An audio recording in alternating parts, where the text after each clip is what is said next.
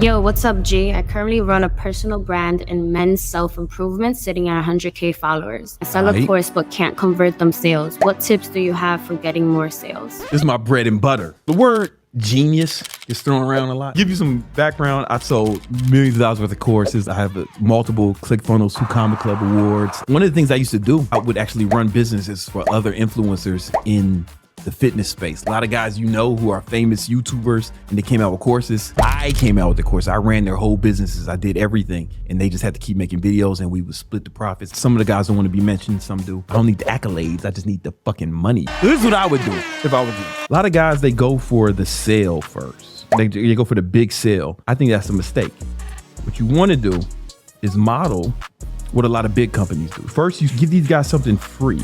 But it has to be good. You can't give them no bullshit. Something free, something that will actually help them. Because the easiest way to get someone to give you money is to show them that you can help them. Because somebody giving you money, it means they trust you, right? You have to trust somebody to give them money in exchange for a product or service, right? They have to know that you can help them. And the easiest way to show them that you can help them is to help them. So give them something free, but make sure it's good. It can't be some trash, right? And then follow it up with something, ask for something that's not very expensive, but they got to put some money behind. Now you don't have a fan, now you have a customer. This is very important. Now it's always easier to sell to someone who you've already sold to. Assuming what you gave them was good and they enjoyed it and they got value from it, they'll be more than willing to pay you again for something of equal or greater value. So then you can go to customers, boom, and ask for something more expensive. And then you can keep doing that. A lot of people will call this like a value ladder. For example, Apple's, last time I checked, they were the most profitable company of all time. Shout out to them. Hey, if I want to download iTunes, what is that? That's free. If I want to download Safari, what's that? That's free, right? Let's say I got iTunes and I want to get like a song or something, right? Like it can maybe a song, or you can get Apple Music for like cheap. That's dope. I use Apple Music. If I got Apple Music, I'm not going to just play that on nothing. I'm going to play it on what? My iPhone. You can play it on Windows too. If I got all this free shit, I might as well get an iPhone. And if I get an iPhone, shit, man, I got an iPhone, I got all this Apple software. I might as well, and now I want a fucking computer, I might as well get a Mac. Brandon get a Mac. Hashtag Brandon get a Mac. And let's say you're doing big shit like Nima, editing videos, 4K and photo editing and shit, right? You might want a big Mac, a big Macintosh, right? You might. Yeah, the studio one. The studio. Yeah. How much is that? I don't know the exact It's one. mad expensive. It's more than 2K. They don't even advertise this. But the people who want it, they know. But somebody's first Apple purchase is probably not this expensive shit. In marketing, what we do is we call this a lead magnet. So you give them something good for free and just to get a lead, just to get people in your ecosystem. Now you got leads. Maybe you're on an email list. Maybe they're just following you online. It doesn't matter. There's a lot of different ways to do that, right? Then you want to give them, sometimes it's called a tripwire, just something cheap, man. But it's got to be good, though. That's the thing. It's got to be really good because your whole goal is to eventually get here, but they have to trust you. Here's a better example. Let me ask my girlfriend. The girls, your friends, the single ones, do they want to get married one day? Yes. Yeah, they do want it. All of them. Yes. They all want to get married one day. So let's say the perfect guy walks in. Let's say it's like a bald 6'2", 3, maybe 4, 6 foot guy with a few tattoos, not too many, but just like classy amount of tattoos, super ripped. Maybe he's like caramel, looks like the Oscar statue. He's the perfect man. And he walks up to them and he says, "Oh, hey, nice to meet you.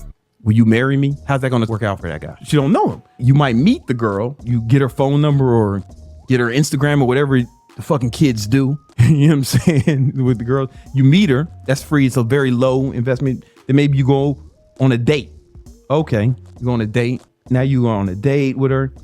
I'm skipping steps, but maybe either you become boyfriend and girlfriend or you have sex. I don't know which order the kids do it in anymore. It's cool. Maybe you move in with each other. Then the same guy asks her to get married. Probably going to end up a lot better because she trusts her. She knows what she's getting into. It's the same guy. It's just she didn't know. She didn't trust him. So basically, you got to build that trust first is what I'm trying to say. And the way you build that trust is to walk them down. But the thing is, every step, they got to get value. Some people see this and they think, oh, I can trick them into buying more shit. No, it doesn't work like that. You give them something so good that they want more shit, that they got to have more shit. You feel me? So you might need to take a step back, give out more free shit at first and or low ticket shit. And then you can ask for something like mid. Then you can start going for the big bucks. Because if all this shit was good there, at that point, they will have trusted you with their money, and they know that when they buy something from you, it's legit. I'll give you one example for this. You'll see this everywhere in life now. You won't be able to not see it. So a long time ago, me and my boy Brian, we were in Vegas. White boy Brian, he still works with me. He just don't be in the videos no more. That's my guy. We out here Vegas vlogging.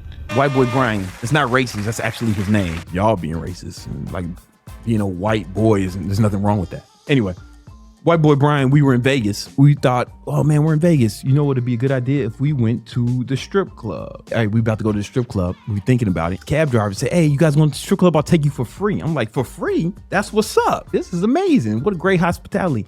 Soon as we get out, the cab driver goes to one of the bouncers and the bouncer gives them some money or something. So basically that's the hustle. They get paid to bring people to the strip club. This would be the equivalent of when you see somebody's ad for their free thing. It's like the same equivalent. They're paying for leads. We get in the strip club, boom, we get these seats in the main stage. As soon as we get down, the dancer leaves and then the strip club DJ, they all sound the same. It's Cinnamon. This girl named Cinnamon came out.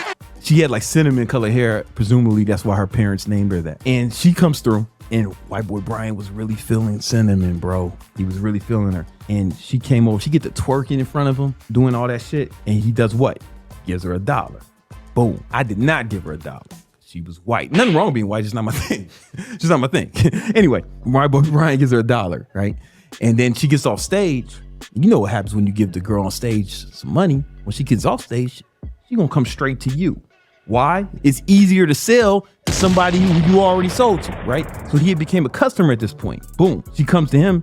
She says, oh, would you like a dance? And then he gets a dance. And he gets another dance. He gets multiple dances. Right? Now, Nima, I don't have to tell you, when you get more than 3 dances from the same girl, strip club, what you gonna do? That's right. You already know, Nima. I ain't got to tell you. You go to the VIP. You go to the VIP room. It's expensive to go to the VIP room. So he's in the VIP room with her. Somehow I end up in the VIP room with a different chick. I don't know how that has happened. Anyway, I get out. I'm drunk at this time. It was a long time ago. I don't drink anymore. Come out and I'm like, text Brian. Oh, we got some shit to do in the morning. Let's get up out of here, man. And he was like, I already left. I'm in the cab with Cinnamon. Right now she coming to the room.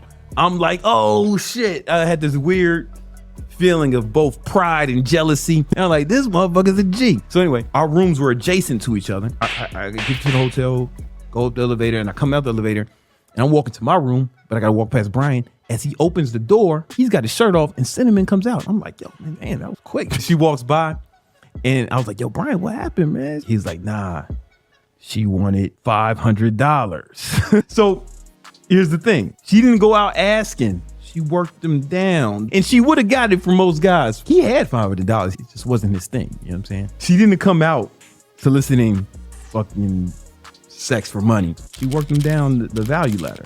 And maybe you need to come up with some sort of strategy. I think I killed that.